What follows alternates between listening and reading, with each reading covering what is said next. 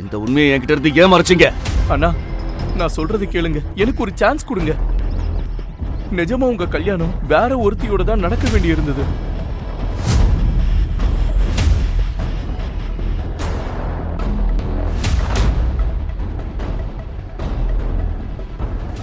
விஷால் திருமணத்தன்று நடந்த முழு உண்மையும் கூற கூற விக்ரமின் உடல் கோபத்தால் நடுங்கியது. தான் வம்பிழுத்த மனிதன்தான் விக்ரம் என்பதை உணர்ந்த நட்சத்திராவின் முகம் வெளுத்து போனது. ஆனால் அதற்குள் காலம் கடந்துவிட்டது. விக்ரம் தன் பாக்கெட்டிலிருந்து துப்பாக்கியை எடுத்தான். விக்ரம், என்ன பண்றீங்க நீங்க? என்னை ஏமாத்துறவங்களை எனக்கு பிடிக்காது. எல்லாரும் சேர்ந்து என்னை ஏமாத்திட்டீங்க. இதை கூறிவிட்டு விக்ரம் துப்பாக்கியால் சுட்டான். நட்சத்திரா பயத்தின் உச்சத்திற்கு சென்று அலறிக்கொண்டே அங்கேயே மயங்கி விழுந்தாள்.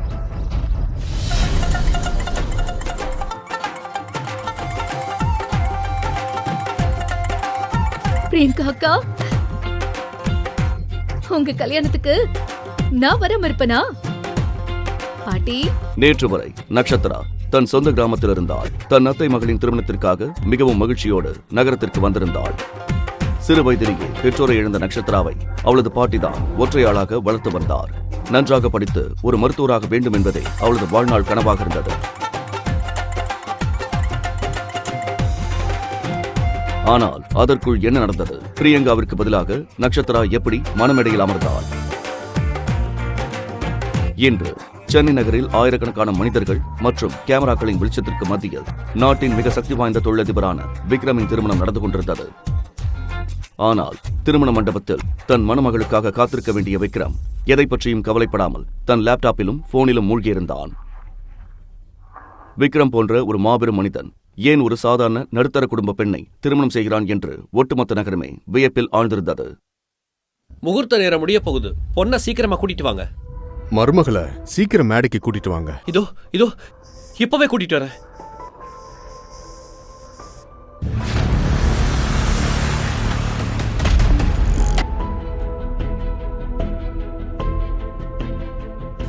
விக்ரமின் அசல் மணமகளான பிரியங்காவை தேர்ந்தெடுத்தவர் அவனது தாத்தா விஸ்வநாதன் தான்.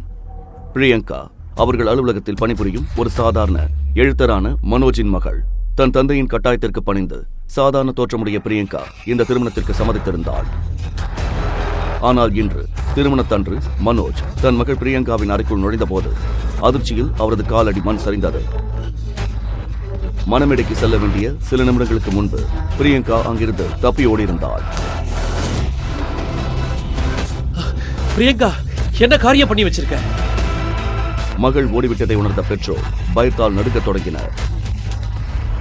அதே நேரத்தில் வெளியில் நின்றிருந்த விஸ்வநாதன் ஏதோ தவறு நடப்பதை உணர்ந்து அந்த அறையை நோக்கி வந்தார். உங்க பொண்ணு ரெடி ஆயிட்டாளா இல்லையா? ஆமாங்க, அவ ரெடி ஆயிட்டு தான் இருக்கா. இதோ இப்போ வந்துருவா. நீங்க போங்க சார். ஆனால் அந்த பொய் அதிக நேரம் நீடிக்கவில்லை. அறையின் உள்ளே இருந்து ஒரு பெண் அழும் சத்தம் விஸ்வநாதனின் காதுகளில் தெளிவாக விழுந்தது. அவர் சட்டென்று கதவை தள்ளி திறந்து கொண்டு உள்ளே நுழைந்தார். அங்கு தரையில் அமர்ந்து ஒரு எளிய பரிதாபமான ஆனால் பேரழகு வாய்ந்த பெண் அழுது கொண்டிருந்தாள். அவள்தான் நட்சத்திரா. இதை கண்ட விஸ்வநாதன் கோபத்தில் கர்ஜித்தார். பிரியங்கா எங்க? பிரியங்கா ஓடி போயிட்டா சார். இந்த நட்சத்திரா தான் அவளுக்கு உதவி செஞ்சிருக்கா. எங்களுக்கு நல்லா தெரியும். நான் எதுவும் பண்ணல. ப்ளீஸ் என்ன நம்புங்க. இந்த கல்யாணம் இன்னைக்கே நடந்தாகணும். கல்யாண பொண்ணு ஓடி போயிருந்தா அவளுக்கு பதிலா வேற ஒருத்தி மணமேடையில உட்காரணும். கல்யாணம் நின்னா விக்ரமோட கோபம் எவ்வளவு கொடூரமா இருக்குன்னு உங்க எல்லாருக்கும் தெரியும். அவனோட கோபத்துல இருந்து உங்களை யாராலையும் காப்பாற்ற முடியாது.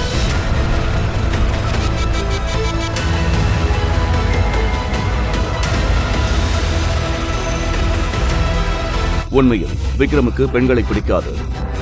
விஸ்வநாதன் தனக்கு மாரடைப்பு ஏற்பட்டது போல் நடித்ததால் விக்ரமின் இந்த திருமணத்திற்கு சம்மதிக்க வைத்திருந்தார். இப்போது மணமகள் ஓடிவிட்ட செய்தி தெரிந்தால் விக்ரமின் கோபம் அனைவரையும் சாம்பலாக்கிவிடும். பயத்தின் உச்சத்திற்கு சென்ற பிரியங்காவின் தாய் ஷீலா, இவளாலதான் இந்த அசிங்கமே நடந்துச்சு. அதனால இவ தான் இதுக்கு பழி ஏத்துக்கணும். நான் சொல்றத நல்லா கேட்டுக்கோ நட்சத்திரா. இனிமே நீ தான் விக்ரமோட வைஃப். புரியுதா உனக்கு? நட்சத்திராவின் கண்கள் பயத்தால் நிறைந்திருந்தன. தழுதழுத்த குரலில் கெஞ்சினாள். எனக்கு கல்யாணம் வேண்டாம். என்னை என் பாட்டி கிட்ட போக விட்டுடுங்க ப்ளீஸ். பிரியங்கா அக்கா என்கிட்ட சொன்னா. வாய மூடிடி. நான் சொல்றத மட்டும் செய். நக்ஷத்ரா கதறி அழுதாள். ஆனால் அவளது அழுகுரலை யாரும் கேட்பதாக இல்லை. அந்த தருணத்தில் அவர்களுக்கு ஒரு பெண்ணின் வாழ்க்கை முக்கியமாக தெரியவில்லை. விஸ்வநாதன் சாம்ராஜ்யத்தின் கௌரவமே முக்கியமாக இருந்தது. நட்சத்திரா, நீ இதை செஞ்சுதான் ஆகணும். இல்லனா விக்ரம் நம்ம எல்லாரையும் வெட்டி போட்டுருவான். அவன் எவ்வளவு ஆபத்தானவனு உனக்கு தெரியாதா? தப்பிக்க எந்த வழியும் இல்லாததால் நக்ஷத்ரா அவசரமாக கனமான திருமண ஆடைகள் அலங்கரிக்கப்பட்டாள். அவளது முகம் நீண்ட துப்பட்டாவால் மறைக்கப்பட்டிருந்தது.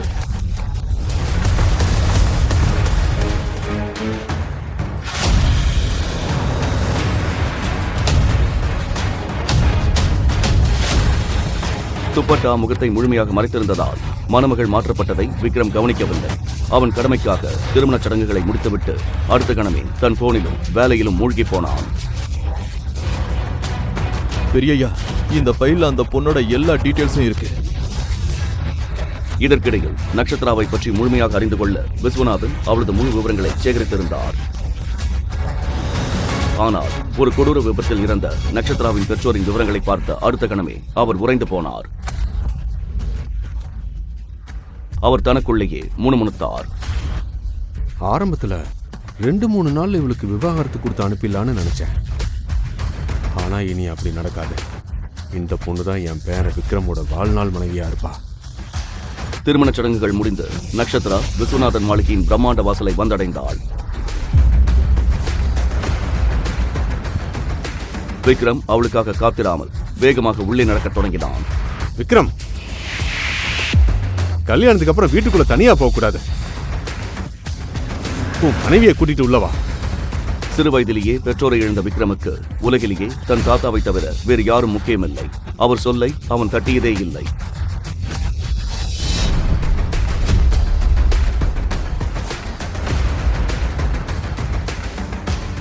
விஸ்வநாதன் மாளிகைக்குள் மருமகளாக நுழைவது என்பது பல பெண்களின் கனவு.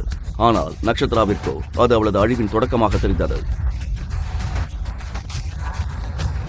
நக்ஷத்ரா இன்னும் தன் துப்பட்டாவை எடுக்காததால் அவளால் எதையும் தெளிவாக பார்க்க முடியவில்லை.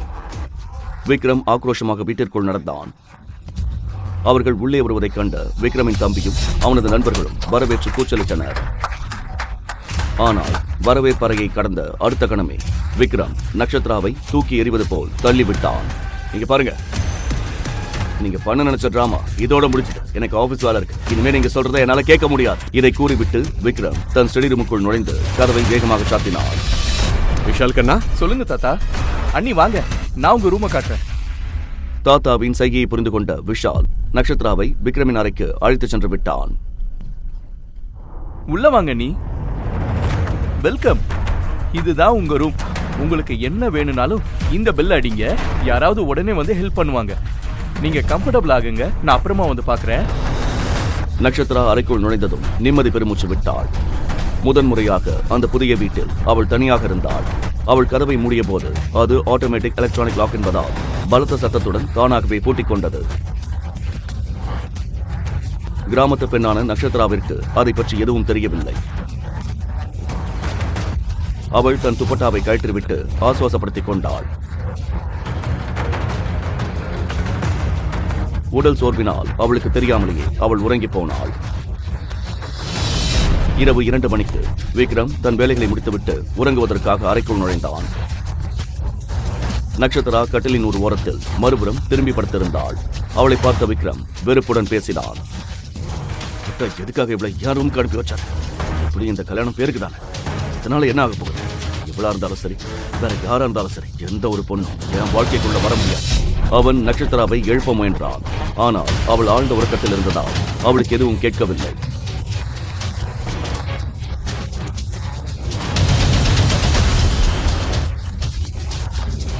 எரிச்சல் அடைந்த விக்ரம் டேபிளில் இருந்த கண்ணாடி கிளாஸை தட்டிவிட்டான்.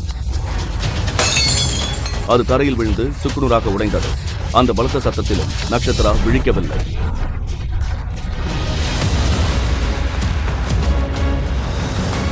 நான் இவ்வளவு சாஃப்டா இருக்கணும். திடீரென்று விக்ரம் தன் பாக்கெட்டில் கையை வைத்தான்.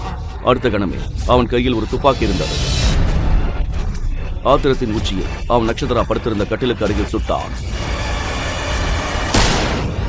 துப்பாக்கி சத்தம் கேட்டு நக்ஷத்ரா மரண பயத்தில் உறைந்து விழித்தாள். சத்தம் கேட்டு தாத்தாவும் தம்பி விஷாலும் பதறிக்கொண்டு ஓடி வந்தனர். என்ன அடாவடித்தானே இது? இந்த வீட்டு மருமகளை ஏன் அப்படி பயமுறுத்துற? நீங்க சொன்னீங்கன்னு தான் நான் இந்த கல்யாணத்தை பண்ணிக்கிறேன். ஆனா இந்த வாழ்க்கையை என்னால வாழ முடியாது. தோட்டாவை தலையில இறங்காம இருந்ததே பெரிய விஷயம் நினைச்சுக்கோங்க. விக்ரமின் வார்த்தைகளை கேட்டதும் அந்த அறையில் ஒரு மயான அமைதி நிலவியது. விக்ரமண்ணா, இது சரியில்லை. அண்ணி இப்படி பயமுறுத்துறது தப்பு. யாருடா உனக்கு அண்ணி? அவையும் பொண்டாட்டியே இல்ல. விஷால் கண்ணா, உங்க அண்ணியை கூட்டிட்டு போய் கெஸ்ட் ரூம்ல தங்க வை. சரி தாத்தா. கண்ணா, உன்னோட திங்ஸ் எல்லாத்தையும் நான் அங்க அனுப்பி வைக்கிறேன். ப்ளீஸ் என் கூட வாங்க.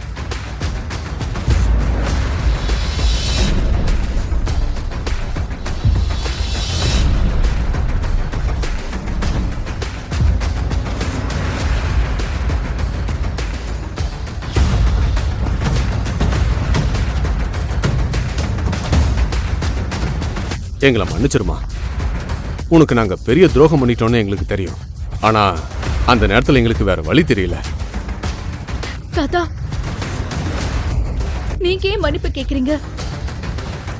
எது நடந்திருந்தாலும் அதுல உங்க தப்பு எதுவும் இல்ல. கண்ணு, உன்னால என் பேரன் விக்ரம மாத்த முடிஞ்சா நீ ஆசைப்பட்ட மாதிரியே உன்னை ஒரு டாக்டர் ஆக்குறேன்னு நான் சத்தியம் செய்யறேன். இது என் வாக்கு. இதை கேட்டதும் நட்சத்திராவின் கண்களில் ஒரு புதிய நம்பிக்கை பிறந்தது.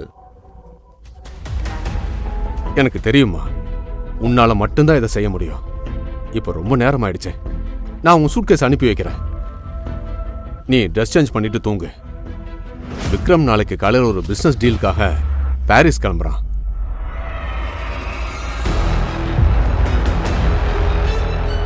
இதை கேட்ட நட்சத்திரா நிம்மதி அடைந்தாள்.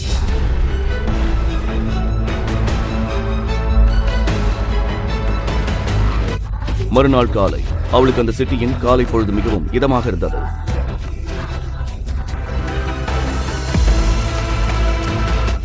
அவள் மெதுவாக அங்கிருந்த தோட்டத்திற்கு சென்றாள்.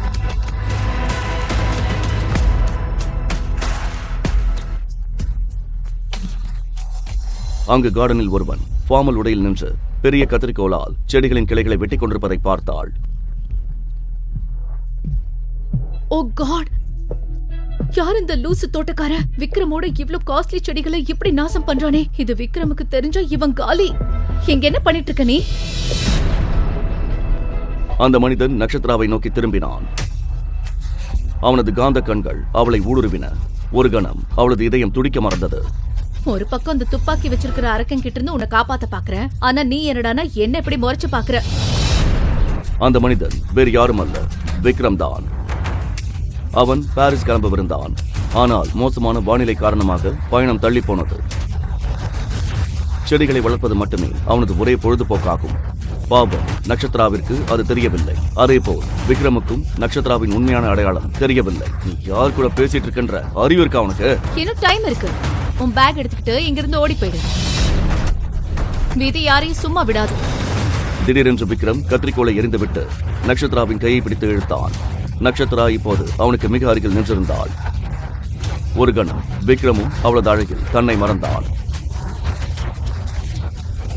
என் கைய பிடிக்க உனக்கு எவ்வளவு தைரியம்? ஒரு வேலைக்காரனா மட்டும் இருக்க கத்துக்கும், புரியுதா? என்ன வேலைக்காரன்னு சொல்றியா? நான் யாருன்னு உனக்கு தெரியல? ஆமா, இந்த காலத்துல நல்லதுக்கே காலம் இல்ல. அந்த சைக்கோ மிருகத்துக்கிட்ட இருந்து உன்னை காப்பாத்த வந்தா என்கிட்டயே கெத்து காட்டியா? கெத்தா? அது என்ன கெத்து? ஐயோ கடவுளே, அந்த மான்ஸ்டர் இந்த வீட்ல இருக்கிறவங்களையும் அவன மாதிரியே வளர்த்து வச்சிருக்கான் போல. கெத்துனா மிரட்டுறதுன்னு அர்த்தம். உன்னை காப்பாத்த வந்தா என்கிட்டயே சீன் போடுறியா? இதை கேட்ட விக்ரமின் கோபம் உச்சிக்கு ஏறியது. அவன் அவளை கண்ணிமைக்காமல் பார்த்தாள். அண்ணி, நட்சத்திரா திரும்பி பார்த்தபோது காலேஜிலிருந்து சீக்கிரமாக வந்த விஷால் வாசலில் நின்று கொண்டிருந்தான். அண்ணன் இங்க இல்லையே, அப்புறம் யார் கூட பேசிக்கிட்டு இருக்கீங்க? முதலில் விஷாலுக்கு நட்சத்திரா தனியாக பேசுவது போல்தான் தெரிந்தது. ஆனால் அவன் முன்னே வந்து விக்ரமை பார்த்ததும் அவனது இதயம் நின்றது. அவன் பயத்தில் வேர்த்து விறுவிறுத்து திணறினான். அண்ணி, அதாவது மேடம், ப்ளீஸ் உள்ள வாங்க.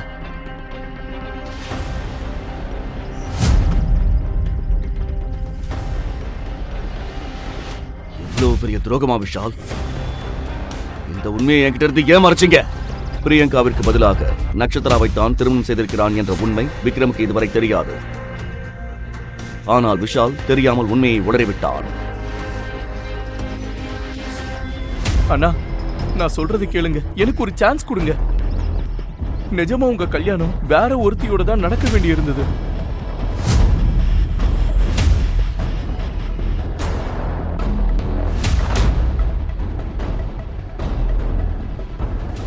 விஷால் திருமணத்தன்று நடந்த முழு உண்மையும் கூற விக்ரமின் உடல் கோபத்தால் நடுங்கியது. தான் வம்பிழுத்த மனிதன்தான் விக்ரம் என்பதை உணர்ந்த நட்சத்திராவின் முகம் வெளுத்து போனது. ஆனால் அதற்குள் காலம் கடந்துவிட்டது. விக்ரம் தன் பாக்கெட்டிலிருந்து துப்பாக்கியை எடுத்தான். விக்ரம், என்ன பண்றீங்க நீங்க? என்ன ஏமாத்துறவங்களே எனக்கு பிடிக்காது. எல்லாரும் சேர்ந்து என்னை ஏமாத்திட்டீங்க. இதை கூறிவிட்டு விக்ரம் துப்பாக்கியால் சுட்டான். நட்சத்திரா பயத்தின் உச்சத்திற்கு சென்று அலறிக்கொண்டே அங்கேயே மயங்கி விழுந்தாள்.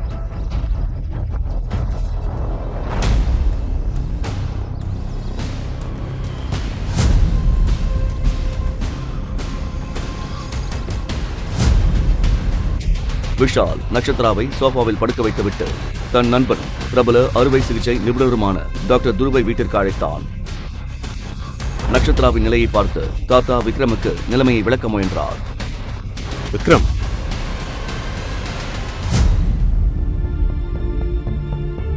எனக்கு தெரியும்